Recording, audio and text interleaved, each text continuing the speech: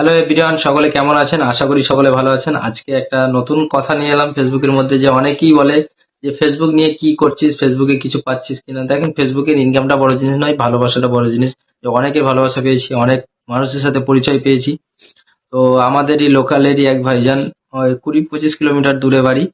তো অত দূর থেকে আমার সাথে গাড়ির তেল খরচা করে এসে দেখা করে গেছে মেলার সময়। অনেক মিউজিক ছিল, ওই জন্য রিলস ভিডিও বানাতে পারিনি ভাইজানের সাথে। না হলে ভাইজানের সাথে অবশ্যই একটা রিলস ভিডিও আনতাম। তো ওই ভাইজান আমাকে এই দুটো জিনিস আহ, আমার মেয়ের জন্য গিফট দিয়ে গেছে।